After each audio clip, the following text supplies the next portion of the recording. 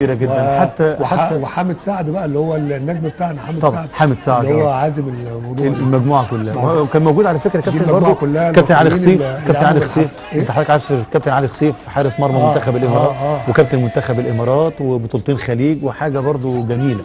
لكن في كوكبه كابتن سعاده السفير. سعاده السفير كان موجود. ده الفطار اللي قبل المباراه طبعا حضر بقى في مباراه سياده السفير. نعم سعاده السفير حضر والقنصل العام حضر وحضر السفير ايهاب حموده. نعم ده حامد سعد. ده حامد سعد وده سعاده السفير احد ضباط شرطه مش كده اللي موجودين. نعم ده ضابط شرطه موجود. وده القنصل العام اللي هو جنب سعاده السفير على الشمال طبعا. ودول اللجنه المنظمه بقى حاجه جميله كابتن جمال بصراحه نظموها كويس وكانت حاجه ممتعه يعني.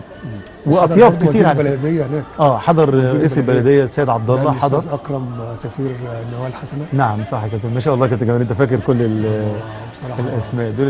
المجموعه خليطه كابتن من المجتمع وطبعا الملعب ده اتملى كله على اخره يعني. وادي كابتن حسام البدري والدكتور مندوب عمرو زكي كمان نسينا عمرو زكي وطارق السعيد. وطارق السعيد كمان كان موجود. كابتن السعيد وبدله دوت طبعا السيد ايهاب الليثي ده برضه من المهندسين الكبار المصريين على فكره العباقره الكبار في الاستشاريين الهندسه. وده السيد عبد الله ده اللي ضحك عليه ده طبعا اسم من الاسماء اللي موجوده في بلديه ابو ظبي. والدكتور مندوب الحسيني مجموعه خليط من المجتمع كابتن. ودي رساله جميله للعمل الخيري يا كابتن جمال. وده طبعا الاستاذ عبد الله دوت مع الدكتور مندوب الحسيني. ده كان لعيب كره في نادي الجزيره برضه على فكره. استاذ عبد الله كان لعيب في النادي الاولمبي في نادي وحامد سعد كان لعيب في نادي ومدير عام مصر للطيران اعتقد. وده القنصل. العام سعاده السفير. لا كانت توليفه جميل. كان جميل جدا جدا طبعا. كان في تنظيم كويس قوي الحقيقه يا كابتن جمال.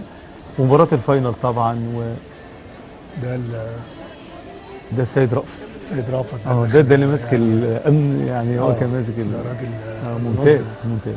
وده حامد اللي هو رقم 8 ده حامد سعد. ده كان لعيب كره في المنصوره قبل كده. نفس الجيل بقى اللي هو اللي خرج عمرو زكي والمجموعه دي. مباراه الفاينل كانت مباراه جميله جدا يا كابتن.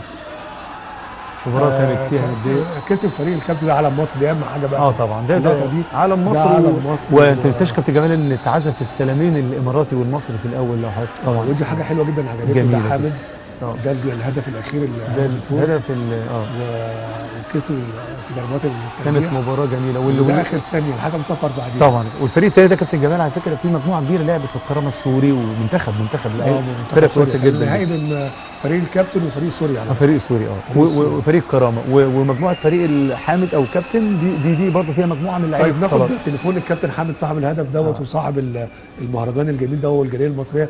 كابتن حامد ازي حضرتك؟ قلبي يا كابتن جمال.